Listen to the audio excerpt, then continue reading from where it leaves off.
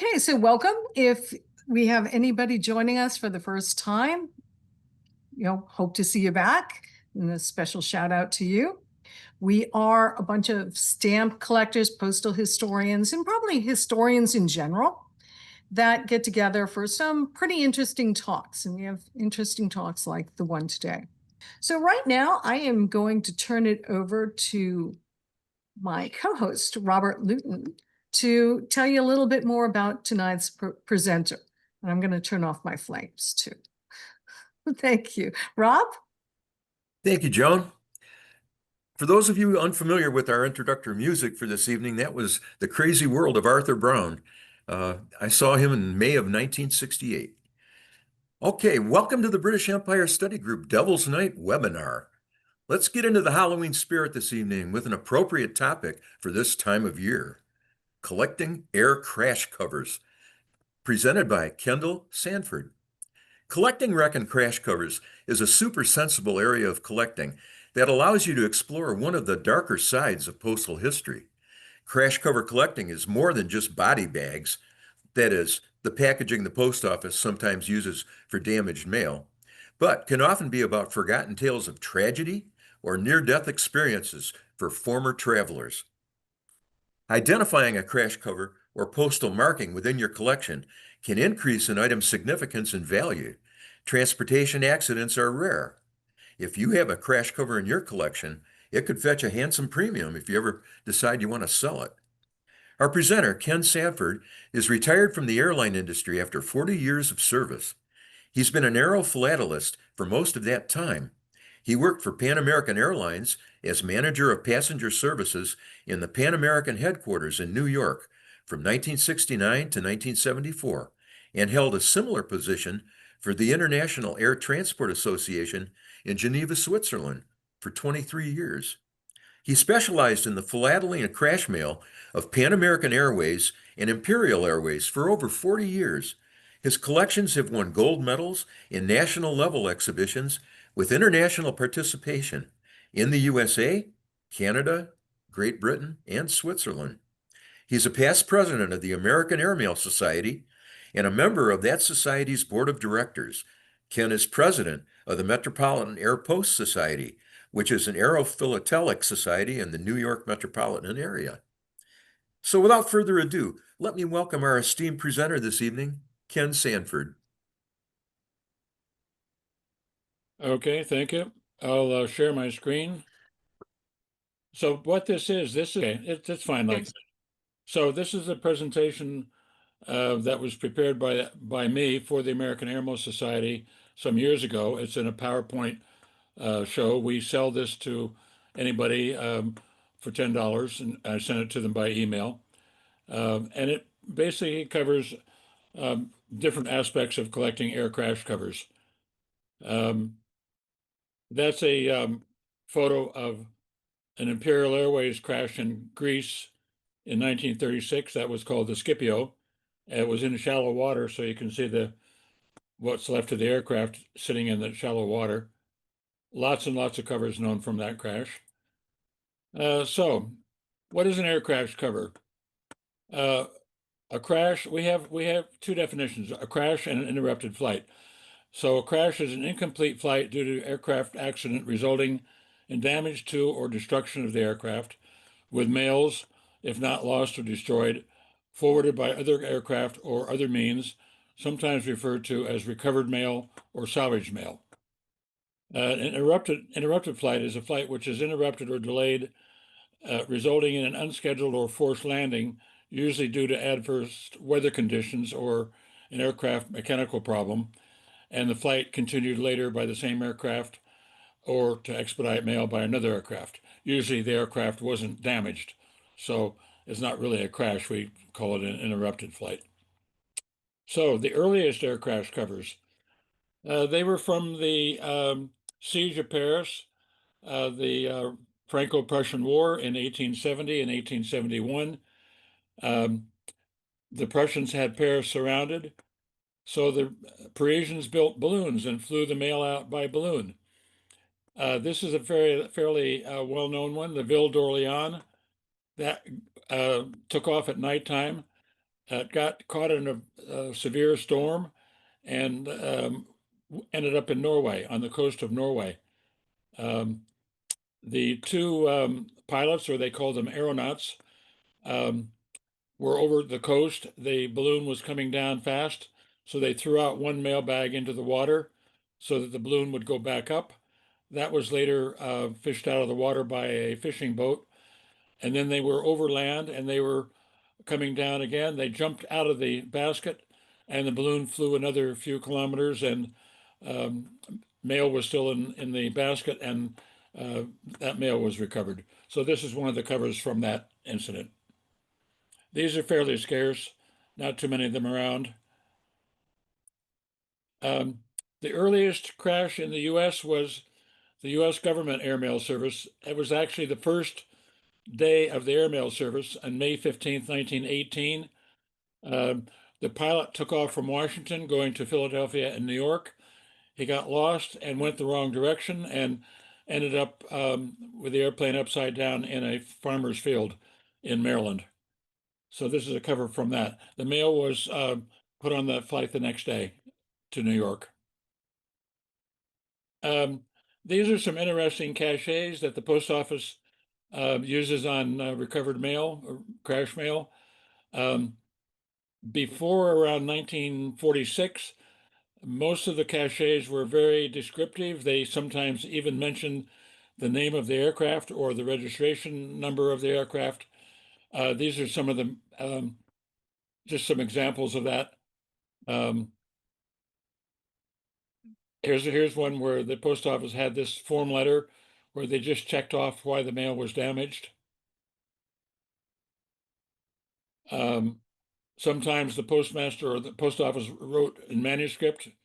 There's an example. This was a Pan Am crash in the Caribbean in 1936, and the postmaster wrote this on some covers. I've seen this on one or two other covers, so I don't know how many he wrote that on, but he must have had writer's cramp before he was finished. And then nowadays, you get these nondescript caches, like the one on the bottom.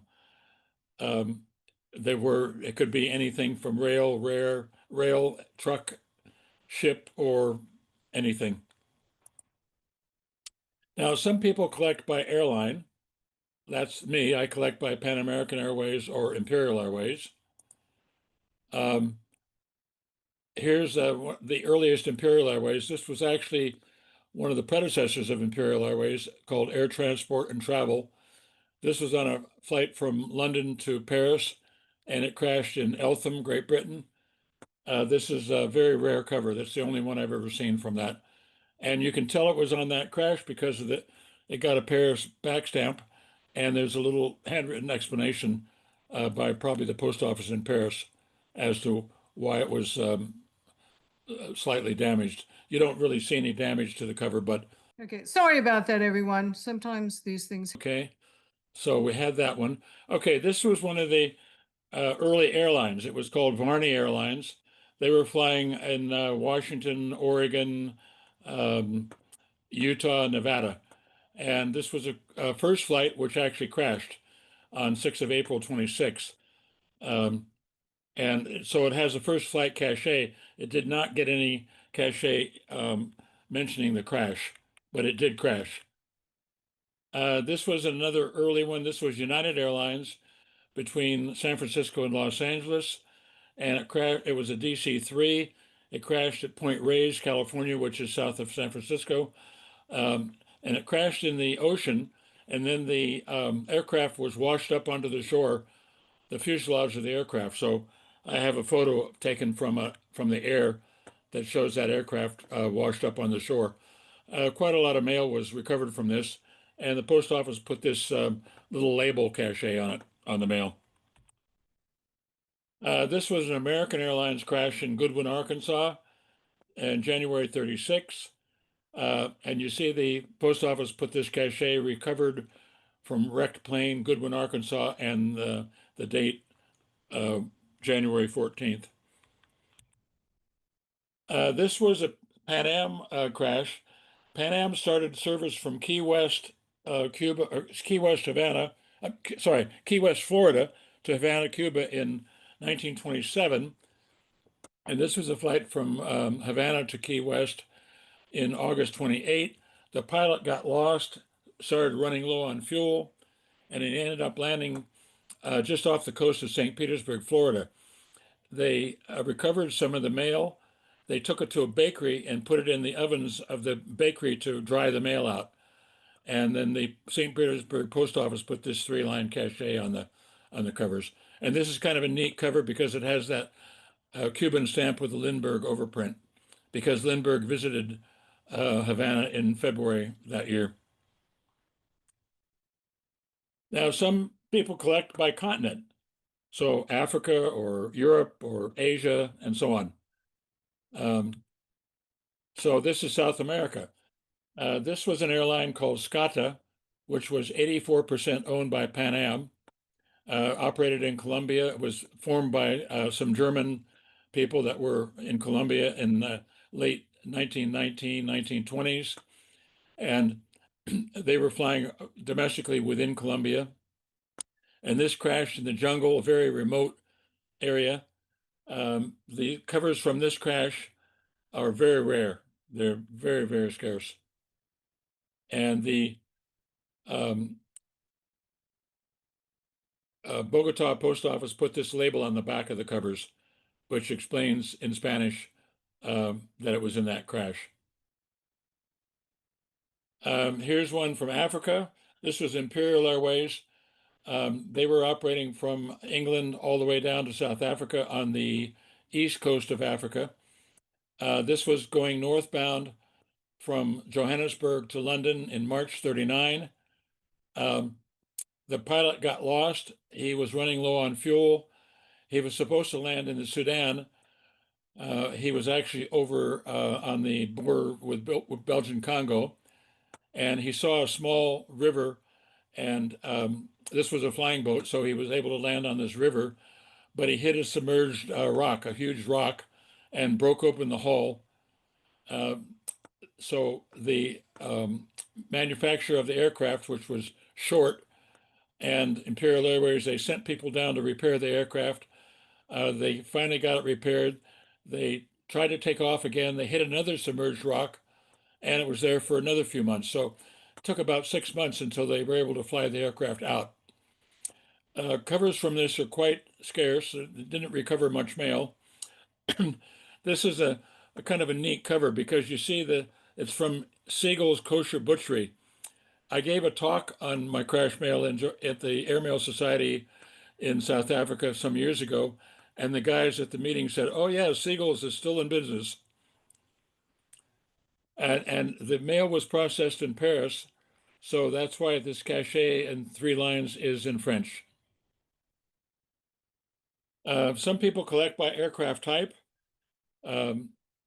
So maybe Boeing aircraft or Lockheed or whatever. So this was a Sikorsky flying boat, which Pan Am operated a lot of Sikorsky flying boats back in the 30s.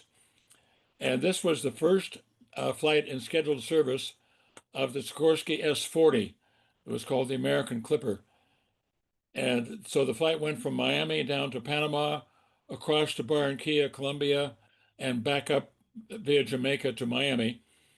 At Barranquilla, they damaged the pontoons on the aircraft. It wasn't really a crash, but it was listed in the American Airmail Catalog crash section as a crash. On board were Charles Lindbergh, Basil Rowe, who was one of the early Pan Am pilots, and Igor Sikorsky, and it's autographed by all 3 of them. I also have a cover from the Republic of Panama, which is very scarce because most of the covers you see are from Panama, the American Panama. Here's another flying boat, the Short S-23, which was operated by Imperial Airways. This was going from England to Australia in November 38. It crashed in this lake Habanya in Iraq. The letters were spread all over the lake, floating on the water. And the British military that was there close by, they salvaged whatever letters they could salvage. And so it has this really nice cachet, salvaged ex Calpurnia, which was the name of the aircraft. Most of the mail was going to Australia. Some people collect by Boeing aircraft. So here's a BOAC, Boeing 707. It crashed on takeoff from London in April 68. It was going to Israel and Australia. So here's an air letter, an aerogram addressed to Israel. And the cachet is in Hebrew, applied in Tel Aviv. Some people collect Lockheed aircraft caches. This was an Imperial Airways that was operating from London to Switzerland. And when it was still over France at a place called Luxeuil, it crashed and burned. All the passengers got out before it burned up. And all the mail was to Switzerland. So I have covers to Geneva, Basel, Zurich, the Ticino canton in Switzerland, and they had all different cachets. This one was going to Geneva, so the cachet is in French, and the other cachets I have are in German. Okay, some people collect balloon crash covers. Most balloon flights are souvenir covers and not really official mail. So this was the Gordon Bennett balloon race, which originated in Europe, and then they did have some of them in the US. So this was in Palm Springs, California in May 85. This balloon crashed, and they applied this little crash cover cachet to the covers. Military mail crashes. Most military mail crashes are from the Second World War. But before that, this was in 1934, the post office canceled all the mail contracts, and for a month or two, the U.S. Army was flying the mail in the U.S. It was a disaster because it was in the winter. The pilots were pretty not experienced, and there were about 3 or 4 crashes. Some mail is known from a couple of them, but not all of them. This was in Greenville, South Carolina. The pilot crashed. He autographed these covers after the fact. So that one's autographed by him. This was in World War II. There were quite a number of crashes in the Pacific. The military wasn't keeping much records during the war. They were more, they were more interested in fighting the war than keeping records of crashes. So a lot of them you don't have any information about them. But this one did get a cachet, unavoidably damaged in transit. Some people collect by stamp. For example, the beacon stamp. Back in the 30s, a lot of mail was, the beacon stamp was used on them. And this is a crash in Alhambra, California. It was Western Air Express, which later became Western Airlines. And that has a little 2-line cachet applied in Alhambra.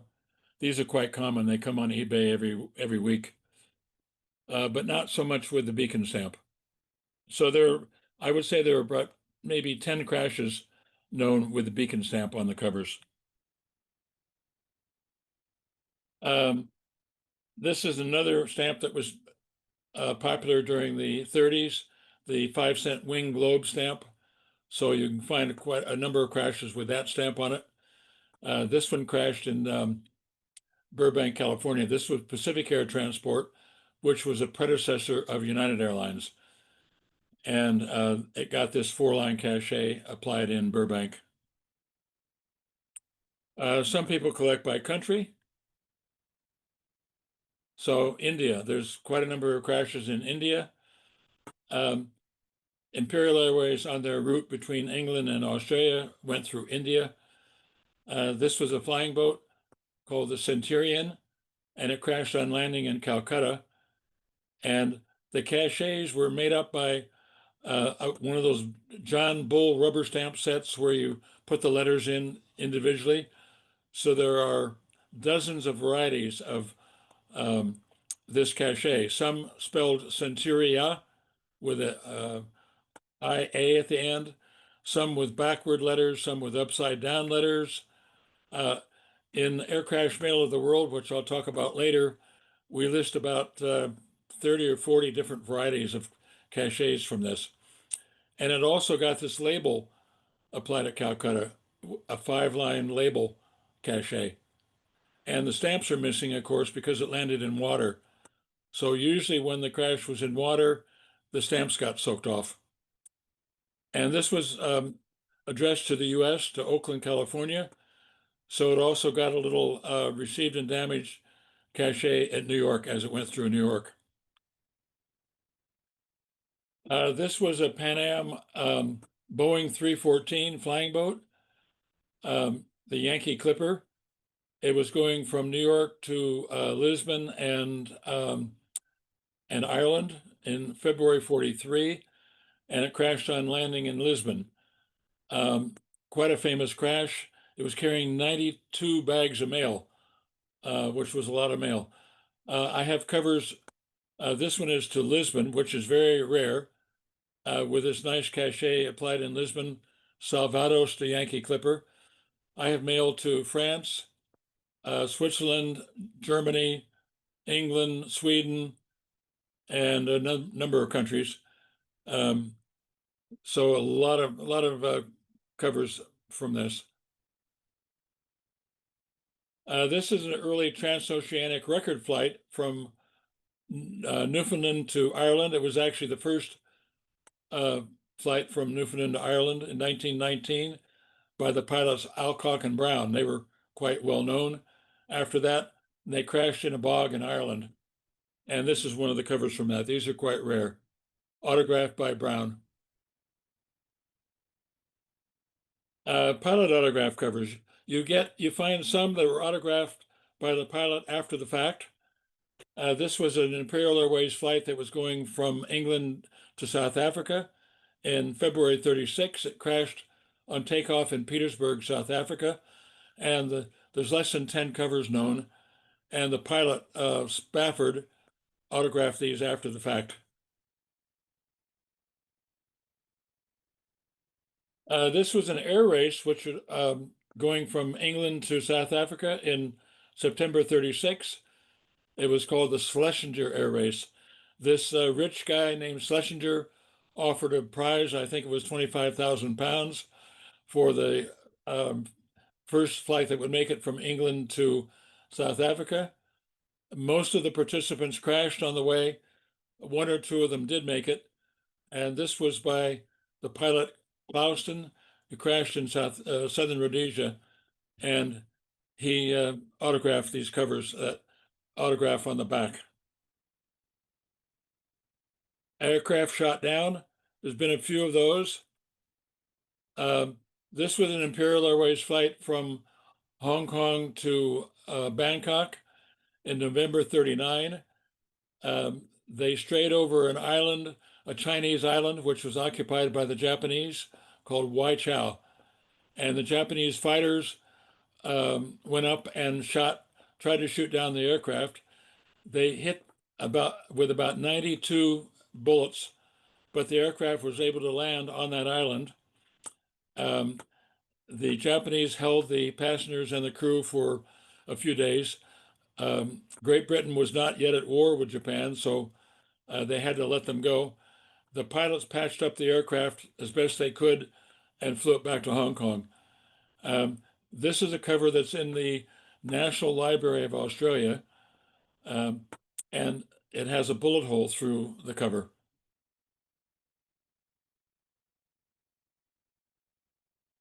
There was an El Al flight, El Al from Israel, flying from London to Tel Aviv in July 55. They were over Bulgaria, and a Bulgarian fighter mistook the aircraft as a military aircraft, and they shot it down. So everybody was killed. They did recover some mail, which was forwarded to Israel, and this has a 3-line cachet in Hebrew applied in Tel Aviv. Crashes involving terrorism.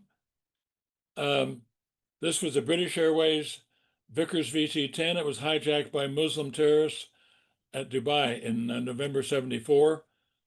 Most of the mail was going to Australia, so when it arrived in Australia, they applied a cachet, damaged en route aircraft hijack. This was a famous Lockerbie, Pan American Airways Boeing 747, going from London to New York, blew up by a bomb over Lockerbie, Scotland in December 88. Less than 10 pieces are known. They were carrying US military mail from Germany, of the armed forces in Germany. It would not have been carrying British mail because they used British Airways. It would not have been carrying German mail because the flight actually originated in Frankfurt, but it was carrying US military personnel mail, and mostly Christmas cards, which there was a Christmas card in this one because it was right before Christmas. The US military post office in New York applied this little label on the back to explain that it was on that Lockerbie flight. And these are very rare. There's less than 10 pieces known. This is the famous Hindenburg crash. The airship Hindenburg crashed at Lakehurst, New Jersey in May 37. They recovered about 287 pieces of mail. It was all processed by the New York Post Office, and every cover is recorded in the book that was published a few years ago by Dieter Leder. So every cover known is shown in his book, including the fakes. There are a few fakes. And this is a postcard, which is in the National Postal Museum in Washington. Counterfeit air crash covers. There's been a few of those. There's a counterfeit Hindenburg cover. One way you can spot this counterfeit is the smudging, the burning is over the face of the cover. That would be very unusual on a Hindenburg cover because the covers were in bundles and most of the damage would have been around the edges, not in the middle of the cover like this one, unless it was the top cover of the bundle. But anyway, this is a fake. There's been a few of those around over the years. This is a fake domestic crash cover. I don't know why they fake this because there was never even a crash around this date. And this cachet is exactly the same type that was used on many Imperial Airways crashes in the 30s. So why they would fake this, I don't know. This was on eBay some years ago. This was a crash was supposed to have happened in the Bahamas in 1929. These were all contrived by this guy that it's addressed to, Walter Hess.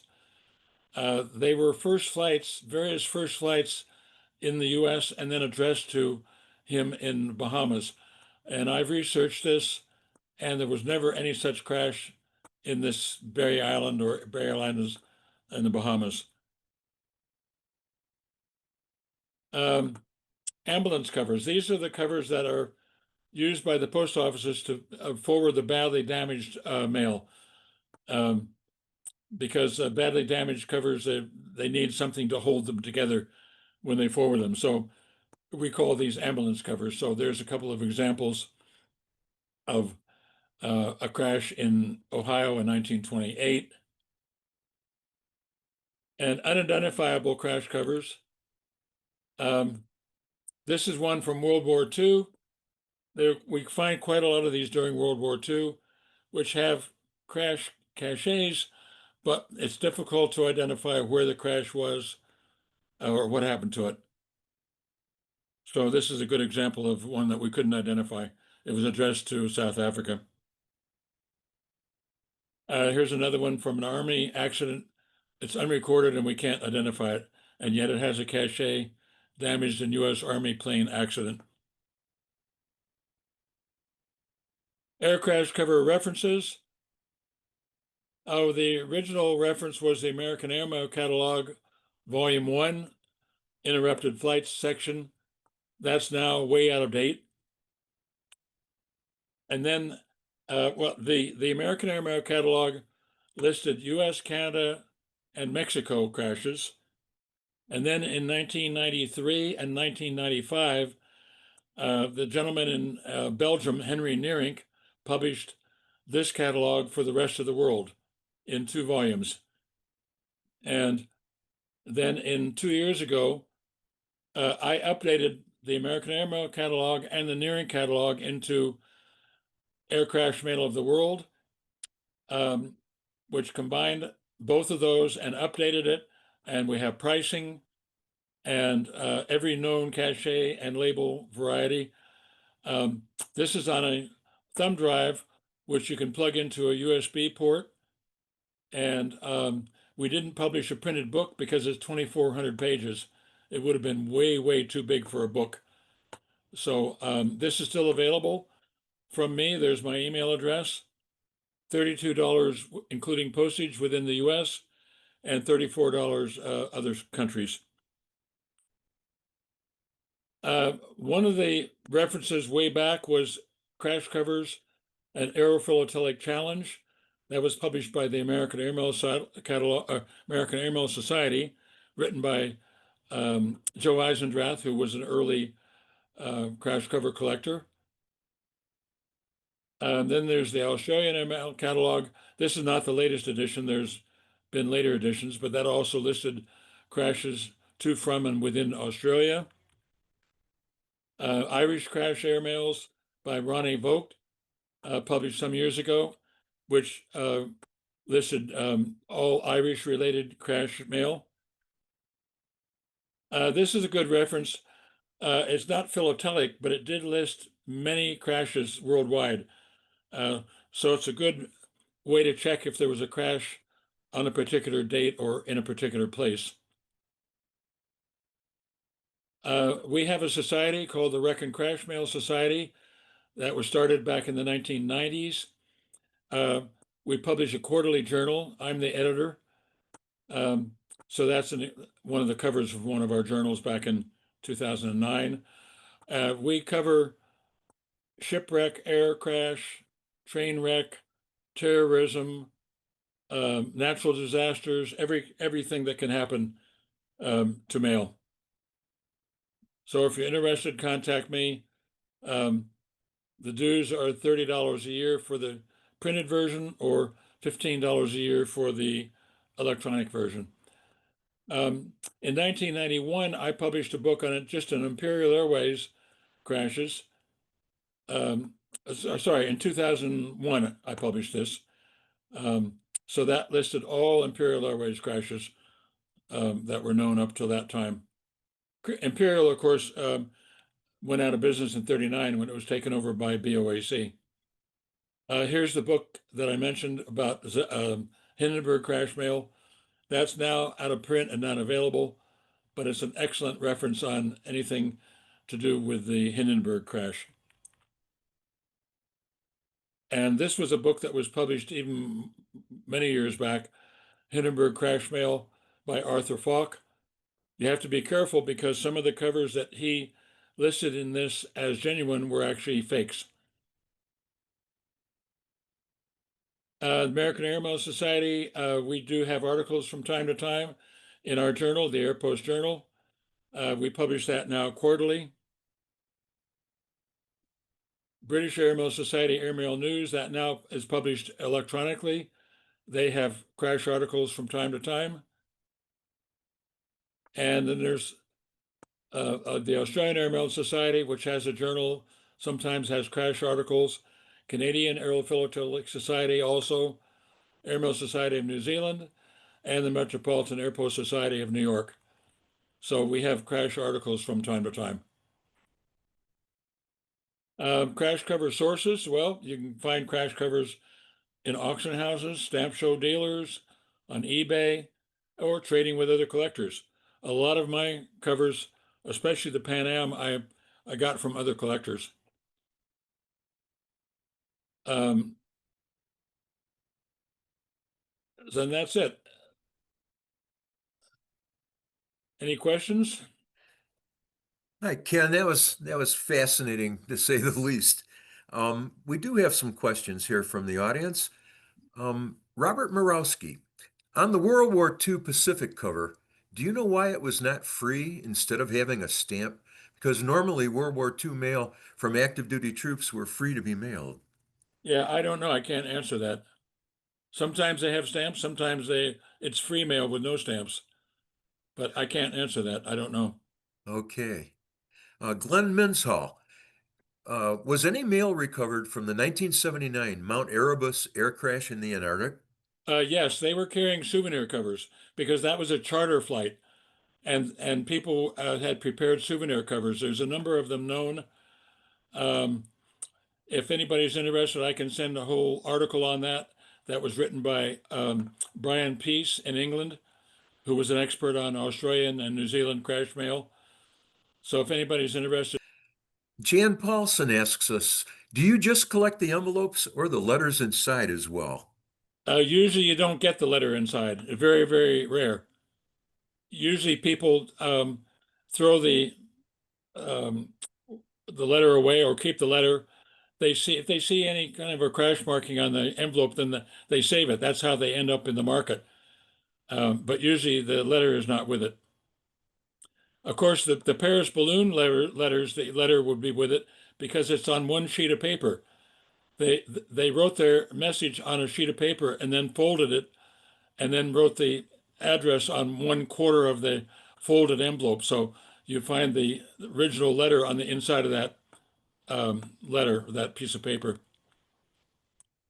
And those are quite interesting because during that siege of Paris, it was during the summer mostly, and a lot of the women and children were out in the country at summer houses where the husbands were still working in Paris. So the husbands were writing love letters to their wives. So a lot of those are quite interesting love letters. Okay, thanks, Ken. Jan Paulson asks, how does one get interested in this hobby, especially since many of the crashes resulted in the death of those aboard?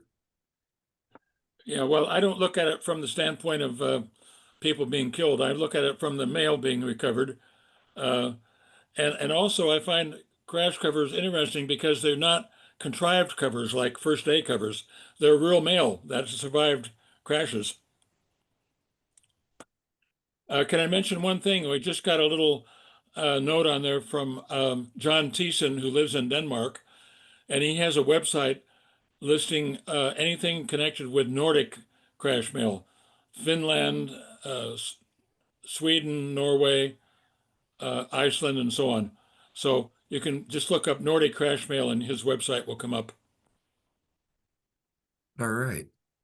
Richard Rizzo sent in a comment saying that free franking for the World War II letters was for regular mail.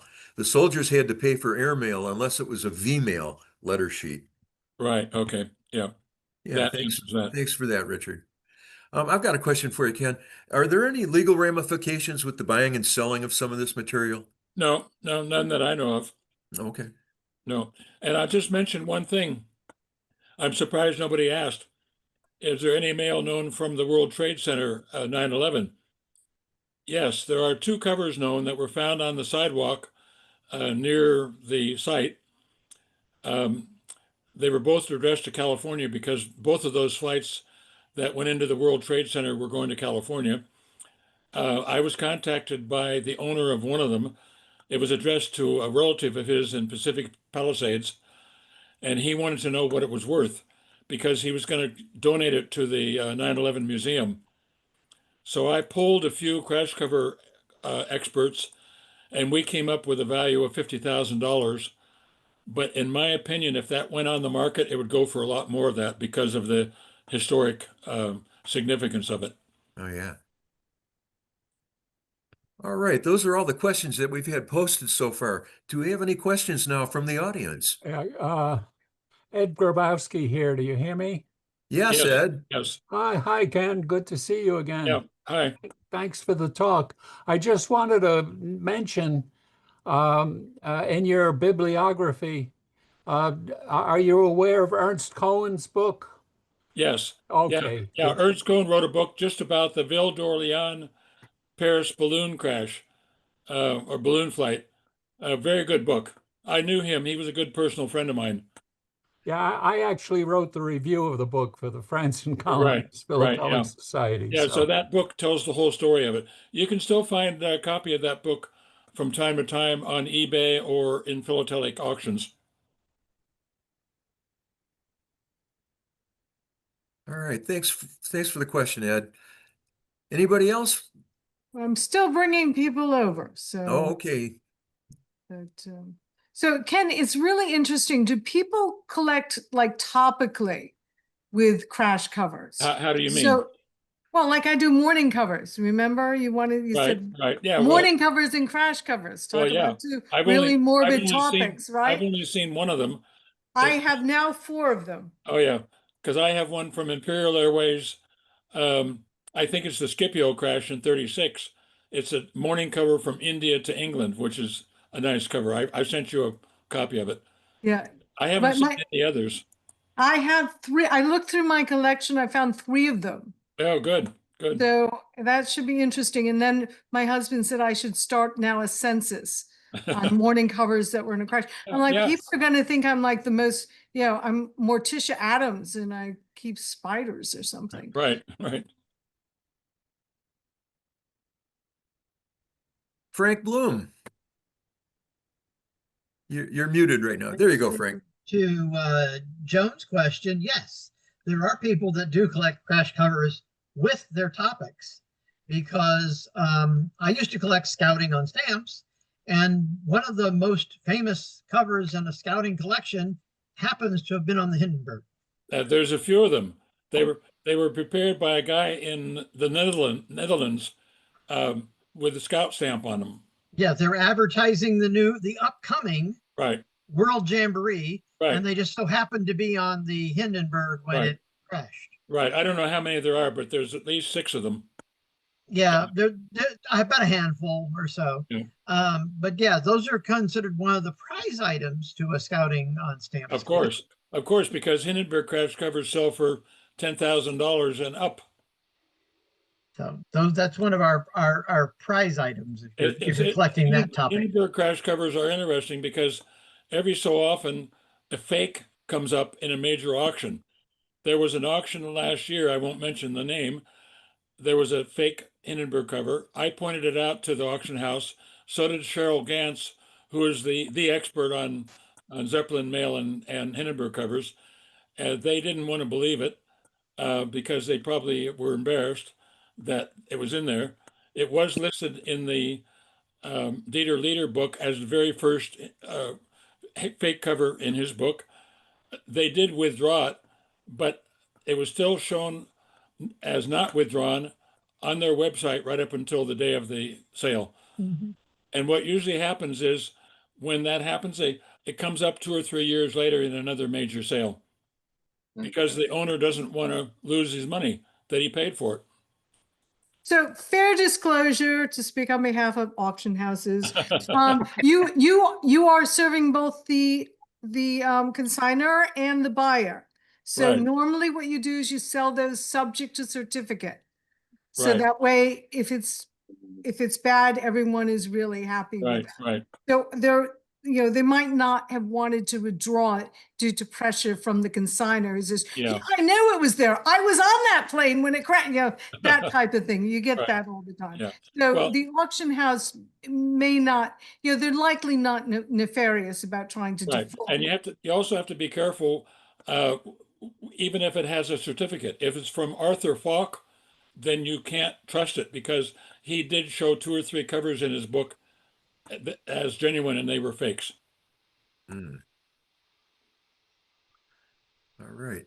Yeah, Jürgen so never Seftel. be afraid to ask if you have any doubt of an authenticity on like a crash cover. Just say you want it subject to certificate, whether it's their terms and conditions or not. Exactly. Right. Jürgen Seftel, you have your hand up. Yeah, just to add to your interesting display, just last weekend in Germany at the city of Ulm, we had the Postgeschichte Live exhibition, and there was a very interesting exhibit with total focus on train crashes. And they also had various aspects covered in that one. So the interest in mishaps during the postal service is quite high in my perception. And yeah, thanks for the talk. Thanks, Jürgen. Terry Woods. Well, hello there. Thanks very much.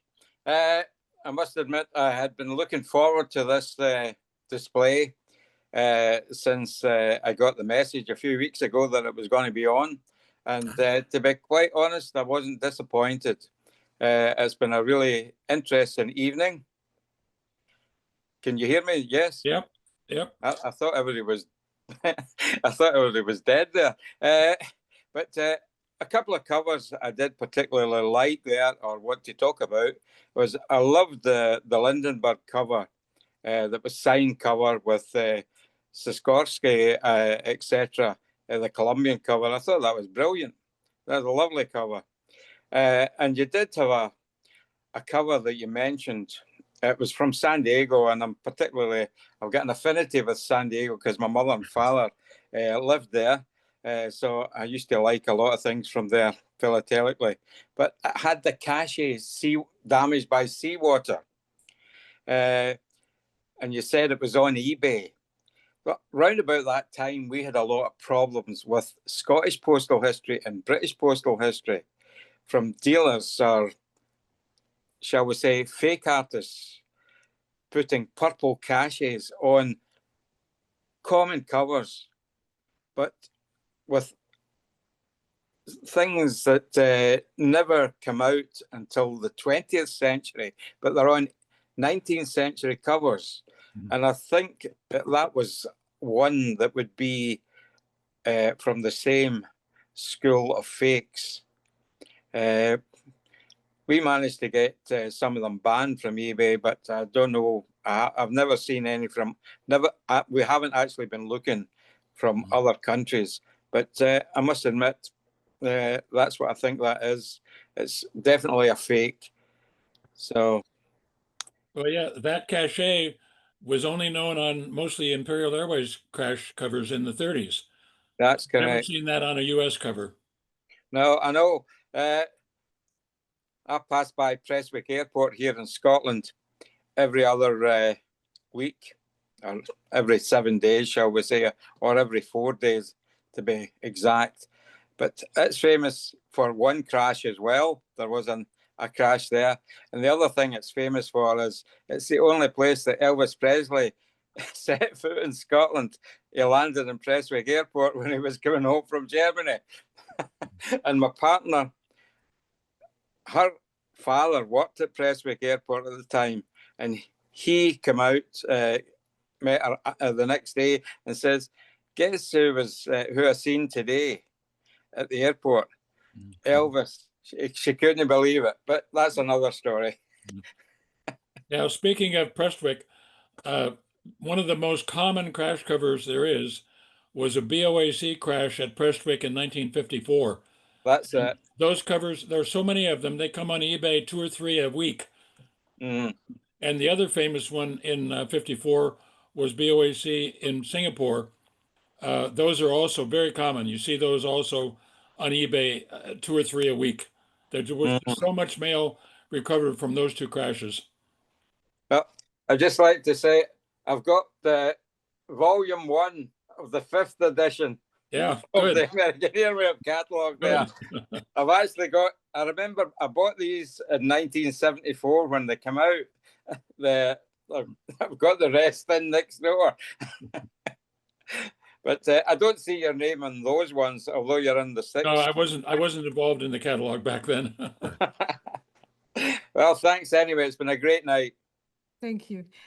Ken, where do you get a crash cover? We're talking about fakes and forgeries. How do you get it authenticated? Like, was it really on that crash or not? Is there an expertising body that would do such a service? I just consult with a few other experts and people who collect crash covers if I suspect it. Okay, but like if you buy it at auction, who would you send it to? That crash cover, the Hindenburg fake that was in the auction last year, I consulted with Cheryl Gantz and a couple of other people just to confirm that it was a fake. And it is shown in the Dieter Leader book as a fake. So we knew it, but Quacked like a duck. we just have to consult with a few other experts on when we suspect something. And I think we have, is it the Indian Airmail Society, Parush? Well, yeah, they're I think, is he here? I think yeah, he's on. he's here, PK. Oh, Yeah. okay. Yeah. Yeah. Just a Hi, little Joe. shout out. Yes, there is an Indian Airmail Society, and we're pretty active. We have a Zoom meeting every month, and I've just posted the YouTube channel link on the chat a few minutes ago. We have speakers not only from India but all over the world talking about various topics regarding airmail. We've also have 2 talks by Ken which have been recorded and posted there on Crashmail. I've also posted a link to Air India crash covers, which if Oh. people are interested, they can visit. So it's all in the chat. Now, there seems to be a lot of crashes in India. Yes, indeed. So this Not is to put you on the spot, but I mean, I just noticed in the census a lot of India. no, you're quite right. And let me tell you why. You see, what happened was that during World War II, there was a huge amount of the C-47 aircraft sent in by the United States, stationed in Northeast India, which was used to ferry supplies over the Himalayas into China for the to supply the Chinese troops fighting the Japanese. Now, at the end of the war, they didn't want to take them back. It was just not worth it. So these were being sold in India at ridiculous prices. I mean, literally like, $200 or something like that, whatever 200 was worth those days. So lots of people started airlines with complete disregard to safety, training, passenger amenities, etc. And so from 1946 till 1953, we have a sad history of a huge number of air crashes happening in India at that time. Yeah, can I add to that? The aircraft that were flying over the hump between India and China, there was the Chinese airline CNAC, which was partly owned by Pan Am, and there was the U.S. Army. They had a lot of crashes because the weather was very bad. They were flying at high altitudes to make it over the Himalayas, and some of them were shot down by the Japanese. But there are no covers known from any of those crashes. It's really interesting that no mail is known, and yet we know they were carrying mail on some of them.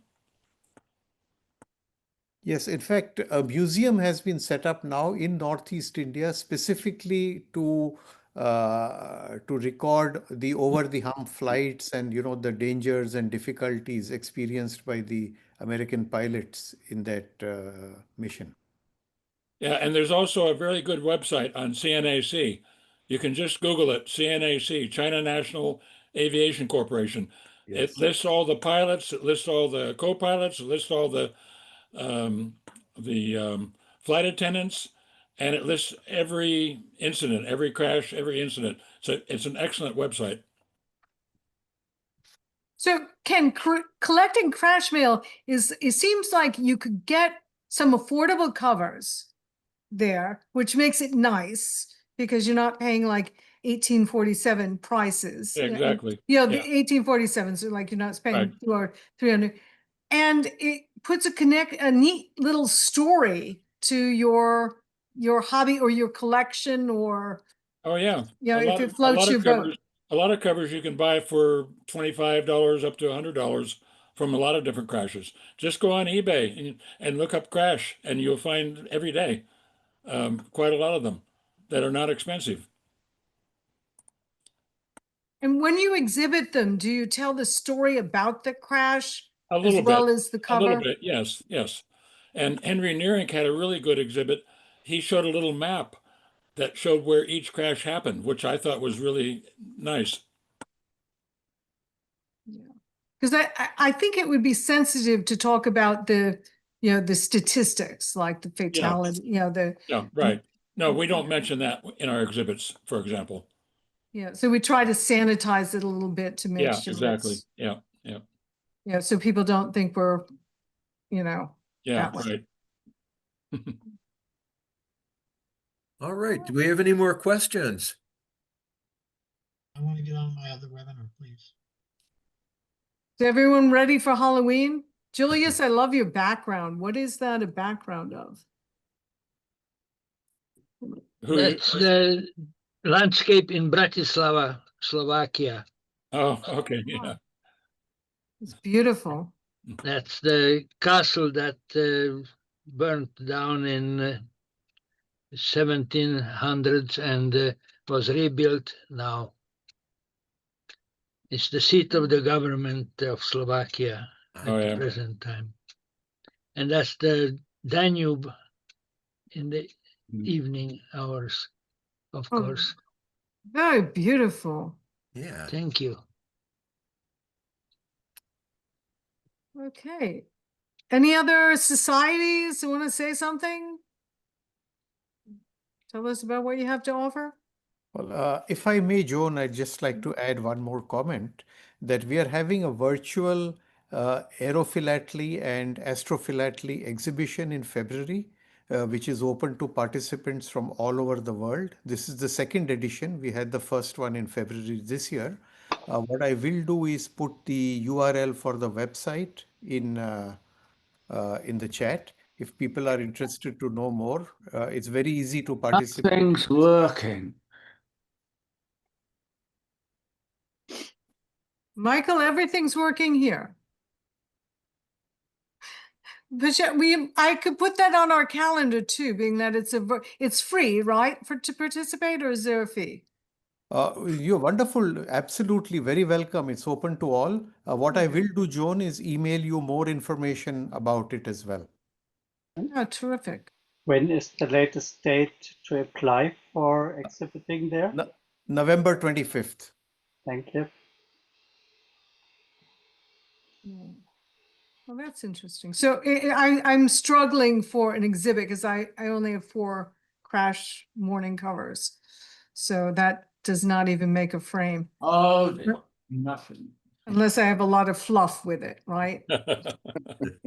So this is actually under patronage of FISA and is being jointly organized with the American Airmail Society, the Wreck and Crash Mail Society, British Airmail Society, the French, the Belgian, so Auxiliary Marking Club. So it's pretty interesting event. I'd encourage everyone to visit the website and read more about the event. Sounds good. Ken, you're going, I take it. Yeah, I'm putting in a, we're going to do 3 frames with 3 different people, like a team with Crash Mail and Wreck Mail. Yeah, it's going to be Steve Berlin, myself, and Brian Peace. Oh my gosh. What are you trying to do? Well, Is this poker? I'm going to show what I call 2 empires of the air, which is Pan Am and Imperial Airways crash covers. Steve Berlin will put in, I don't know, part of his Devil's Mail. I'm not quite sure what. Maybe robbery covers, mail robbery. And Brian Peace, some Australian and New Zealand covers, because that was what his specialty is. Well, Ken, you've Good. raised the bar very high for everyone, but what we're having is a world team championship. So any club, society could form a team of 3 members and send in 3 single frame entries. Scores will be aggregated, and the highest aggregate score wins the world team championship. And any club can send in multiple entries. So Hey, it's all on Jerry. the website. Hi, Jerry, you have a question? Yes, Kendall, can you provide an email address so that I can send you a scan of what I think is an interesting crash covers in my I could get it to, I'll facilitate that, Jerry. Let me make a note of that. I can put it in the chat. Okay, if you can, I normally, unless you're consenting, because if I put someone's email out there, you never know what. No, I don't mind. Okay, as long as you're fine. Okay, Everyone thank heard you. that. It's recorded. There's consent. So. Oh, okay. All right, it's in the chat. All Yeah, right. tell me what Bobby has to say. So. All right. Well, that sounds really, Yeah. that sounds very interesting. Anyone else have anything they want to add?